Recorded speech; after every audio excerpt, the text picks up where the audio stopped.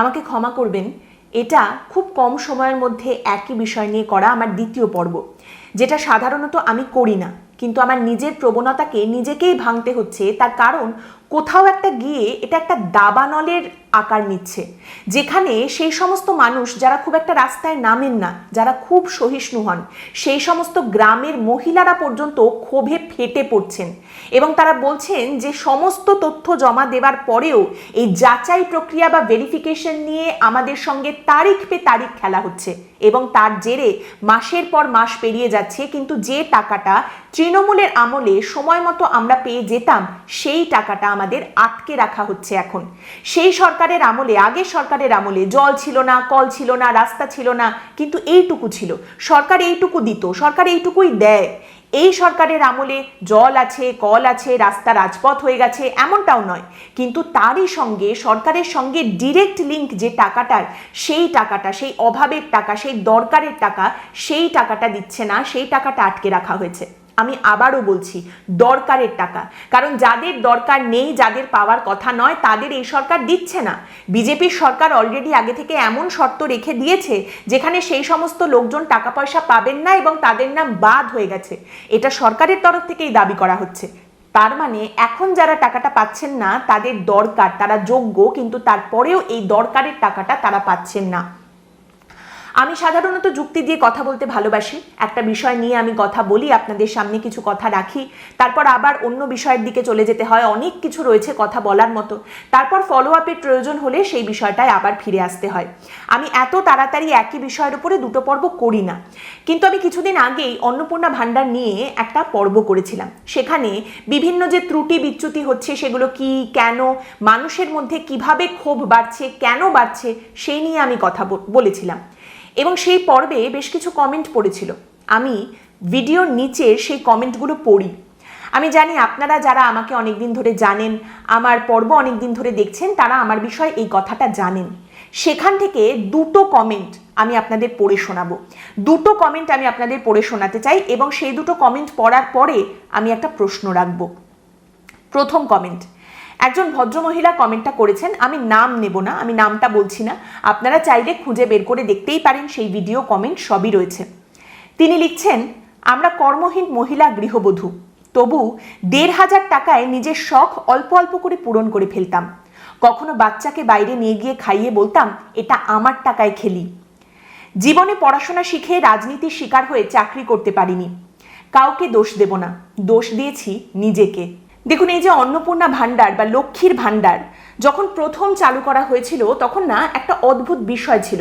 আমরা সকলেই এটা বুঝতে পেরেছিলাম যে মমতা বন্দ্যোপাধ্যায় তার নিজের ভোট ব্যাংকটাকে সিকিউর করার জন্য তিনি এই টাকাটা দিচ্ছেন, কিন্তু এটাকে প্রেজেন্ট করা হতো খুব অন্যভাবে। উনি বলতেন সব মেয়েই অল্প অল্প করে কিছু টাকা জমায়, কেউ হয়তো টাকা জমায় একটা কানের দুল কিনবে বলে, আবার কেউ হয়তো টাকাটা জমিয়ে রাখে যে ছেলে যদি এসে বলে মা রোল খাবো, তাহলে বাবার কাছে টাকা চাইতে না পাঠিয়ে নিজের শাড়ির আঁচলের গিঁটে বেঁধে রাখা টাকাটা বের করে সে যাতে ছেলের হাতে তুলে দিতে পারে। এদের জন্যেই আমি টাকাটা দিচ্ছি, এই জন্যেই আমি টাকাটা দিচ্ছি।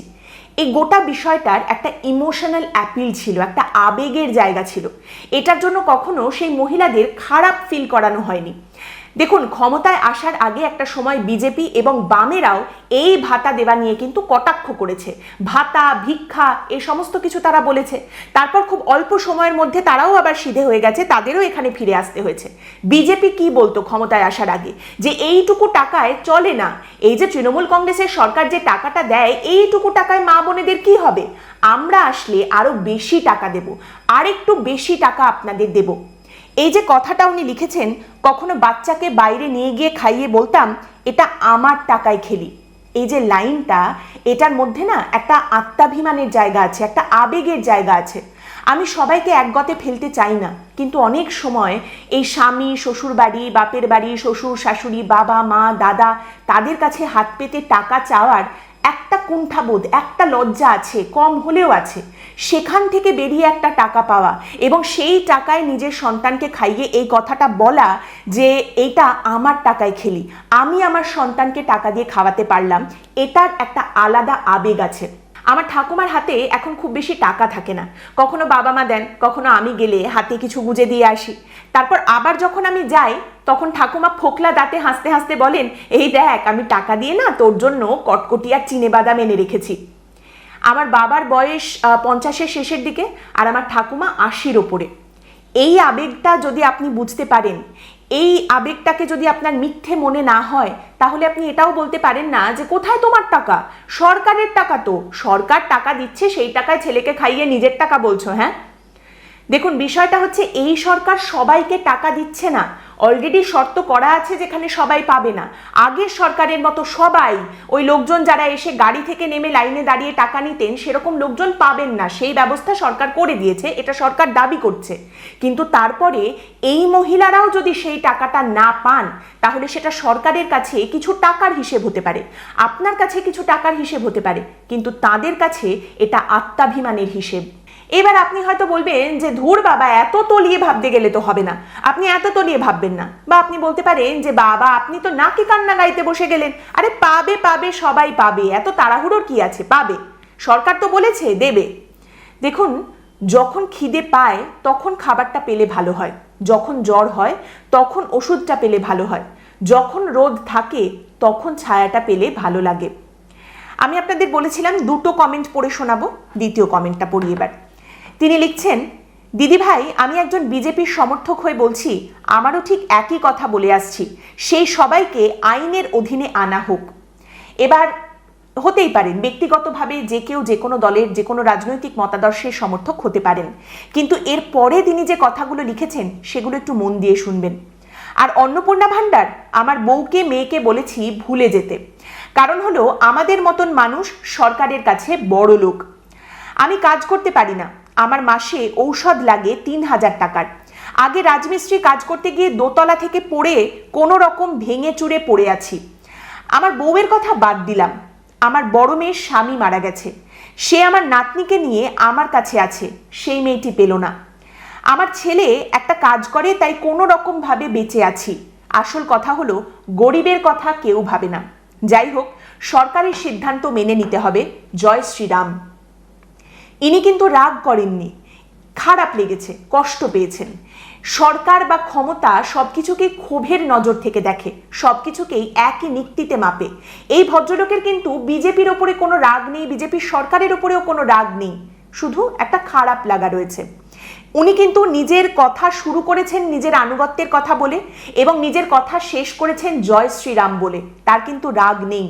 কিন্তু তাও কয়েকটা ঘটনা, কিছু কিছু ক্রাইটেরিয়া কেস বাই কেস সেইভাবে দেখতে হয়, সেইভাবে বিচার করতে হয়।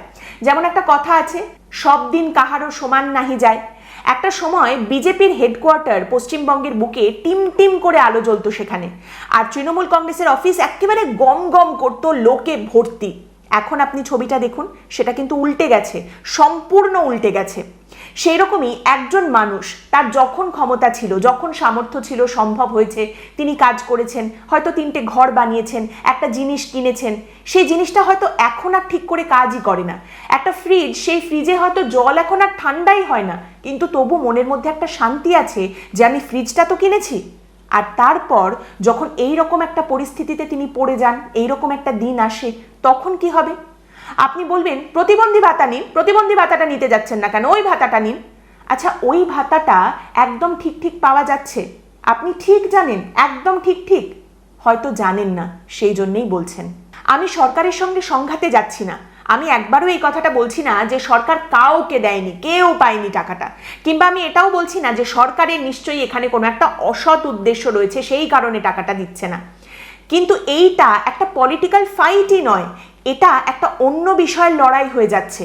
এটাকে একে দেখুন, এ তো পেয়েছে বনাম এ পায়নি, তাতে কি হয়েছে, এর লড়াইতে এটাকে পরিণত করবেন না। সেটা করলে কিন্তু আপনারই ক্ষতি, ফান্ডামেন্টালি আপনারই ভোট ব্যাংক আপনার থেকে সরবে। বাম, কংগ্রেস, তৃণমূল, বিরোধী, নিন্দুক কারোর কাছে কিচ্ছু প্রমাণ করার দরকার নেই। আপনার নিজের ভোট ব্যাংকের কাছে নিজেকে প্রমাণ করতে হবে যে কাজটা আমি করলাম। কাজের বেলায় কাজী আর কাজ ফুরলেই পাজি, এইটা কিন্তু গোটা পৃথিবীতে গ্রাম শহর যে কোনো জায়গার যে কোনো মানুষ একেবারেই ভালো চোখে নেন না। দেখুন, যুক্তি দিয়ে পরিসংখ্যান দিয়ে সরকার অনেক রকম কথাই সামনে রাখতে পারে, কিন্তু বাস্তবের মাটিতে চিত্রটা অন্যরকম।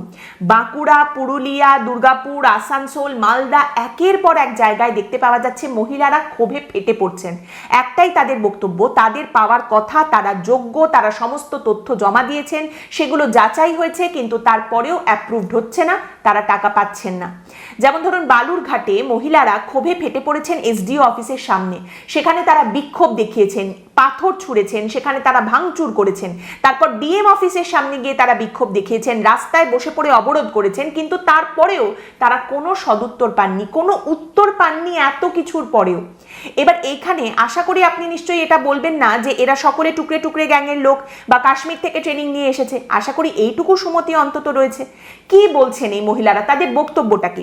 যেমন ধরুন আসানসোলের একজন বাসিন্দা, তিনি বলছেন যে আমরা টাকাটা পাচ্ছি না। কেন পাচ্ছি না? আমাদের বাড়িতে গিয়ে আশাকর্মীরা ভেরিফিকেশন করে এসেছেন, তথ্য সমস্ত কিছু নিয়ে এসেছেন, এখানে এখন অফিসে এসে দেখছি অ্যাপ্রুভড দেখাচ্ছে, অথচ পোর্টালে এখনো দেখাচ্ছে ভেরিফিকেশন চলছে 3টে ঘর নিয়ে, অথচ আমাদের তো 3টে ঘরই নেই। কোচবিহারে বিজেপির মন্ত্রী ম্যাডামের বাড়ির সামনে, সেখানে মহিলারা সকলে জড়ো হয়েছেন, তারা প্রচণ্ড রেগে রয়েছেন বা দুঃখে কান্নায় ভেঙে পড়ছেন কেউ কেউ। সেখানে তাদের কি বক্তব্য? একজন মহিলা, তিনি বলছেন যে 4 মাস ধরে অনলাইন অফলাইন চলছে, অন্তত 16 থেকে 17 বার এসডিও অফিসে এসেছি, এইভাবে হেনস্থা করা হচ্ছে, হয়রানি করা হচ্ছে। কি হচ্ছে? অ্যাপ্রুভড হয়েছে না হয়েছে বোঝা যায়নি, এখনো পর্যন্ত বলা হচ্ছে এনকোয়ারি চলছে। তাহলে টাকাটা কবে পাবো? কেন এটা হচ্ছে? 16-17 বার এসডিও অফিসে আসতে হয়েছে, আপনি ভাবুন। এবং সেখানে মন্ত্রী ম্যাডাম বাড়িতে নেই, পুলিশের তরফ থেকে বলা হচ্ছে মহিলাদের মন্ত্রী ম্যাডাম নেই, তাহলে তিনি আর কি কথা বলবেন, কি শুনবেন? এটা শুনে স্থানীয় বাসিন্দারা প্রশ্ন করছেন, মন্ত্রী ম্যাডাম তো বাড়িতে নেই, তার কি ফোনও নেই? রাজ্যের মন্ত্রী অর্জুন সিং এর দাবি, নিচুতলার সরকারি কর্মচারীরা এই কাজ করছে সরকারকে বদনাম করার জন্য। অর্জুন সিং বলছেন নিচুতলার সরকারি কর্মচারী যারা রয়েছে, যেমন বিডিও, তারা এই কাজগুলো ইচ্ছে করে করছে, ইচ্ছে করে অন্নপূর্ণা ভান্ডারের টাকা দিচ্ছে না এই সরকারকে বদনাম করার জন্য। যাদের পাওয়ার কথা, যারা অন্নপূর্ণা ভান্ডারের টাকা পাওয়ার যোগ্য, তাদেরকেও ইচ্ছে করে হয়রানি করা হচ্ছে। এই গোটা বিষয়টার উপরে ব্যাপকভাবে নজরদারি করছি, বারবার বলছি এটা কিছুতেই করা যাবে না, নিয়ম মেনে কাজ করতে হবে, মুখ্যমন্ত্রী যা বলেছেন সেই অনুযায়ী কাজ করতে হবে। কারা করছে? তাহলে এই সরকার, তাদের সরকারি কর্মচারী এগুলো যদি করে, তাহলে তাদের বিরুদ্ধে তো পদক্ষেপ নিতে হবে, শাস্তি দিতে হবে। সেগুলো কবে হবে? এখনো না করলে সেগুলো কবে দেখতে পাওয়া যাবে? তার থেকেও বড় কথা, বিজেপির একাংশ সমর্থক কিন্তু এখনো পর্যন্ত এক কোণে করলে এই বিষয়টা নিয়ে দাঁত নখ বের করে দাঁত মুখ খিচিয়ে এগিয়ে আসছেন। এখনো পর্যন্ত বিজেপির অনেক সমর্থক, সেই সমস্ত মহিলারা যারা এই নিয়ে অভিযোগ করছেন যে তারা টাকাটা পাচ্ছেন না, তাদের এখনো ভাতাখোর, ভিক্ষা নিচ্ছে, ঘুষখোর, পড়ে পাওয়া পয়সা, ফ্রির পয়সা, কুড়িয়ে পয়সা খাচ্ছে, এই সমস্ত কথাবার্তা বলে আক্রমণ করার স্পর্ধা দেখাচ্ছে। বিজেপি সমর্থকদের একাংশের মধ্যে এখনো এই বিষয়টা নিয়ে মহিলাদের ছোট করা, অপমান করার প্রবণতা রয়েছে। এখনো পর্যন্ত তারা এই বিষয়টা নিয়ে মহিলাদের ছোট করছেন। তার কারণ তারা মনে করছেন তারা বর্তমানে ক্ষমতায় রয়েছেন, 200-র বেশি আসন নিয়ে তারা ক্ষমতায় এসেছেন, তাদের সরকার, শক্তিশালী সরকার পশ্চিমবঙ্গে রয়েছে। মনে রাখবেন, তৃণমূল কংগ্রেসও কিন্তু একদিন 200-র ওপরে ছিল। তৃণমূল কংগ্রেসও একদিন এই ভোট ব্যাংকের ওপরে দাঁড়িয়েই 200-র বেশি আসন নিয়ে নিজেকে অজেয় মনে করেছিল। যেদিন ভেঙে পড়েছে সেই দিন কিন্তু সমস্ত দম্ভ একেবারে এক লহমায় চূর্ণ বিচূর্ণ হয়ে গেছে। এখানে বাম, তৃণমূল, কংগ্রেসের কোনো ব্যাপার নেই, তারা নেই। আপনারা আছেন, আপনারা ক্ষমতায়। আপনার প্রতি যারা অনুগত, আপনি কি তাদের প্রতি আদৌ অনুগত? আমার এই কথাগুলোকে যাত্রাপালা, নাটক করছে এসব বলে দূরে সরিয়ে ফেলে দিতেই পারেন। যাদের দলে পাপিয়া অধিকারী, শর্বরী মুখোপাধ্যায়ের মতো দিকপাল অভিনেত্রীরা রয়েছেন, তারা যাত্রাপালা, নাটককে ছোট করে এ ধরনের কথা বলতেই পারেন, কিন্তু আলটিমেটলি এটা কিন্তু মনে রাখবেন যে এই লক্ষ্মী বা অন্নপূর্ণারা যদি রুষ্ট হয়, তাহলে ভাত কাপড় তো অনেক দূরের কথা, টিকে থাকাটাই কিন্তু শিখেই উঠতে পারে। তাই শাসক একটু সাবধান। আজকের পর্ব এখানেই শেষ করছি। আপনাদের মতামত অবশ্যই জানাবেন। পরের দিন দেখা হবে অন্য একটি বিষয় নিয়ে আলোচনায়। ভালো থাকবেন।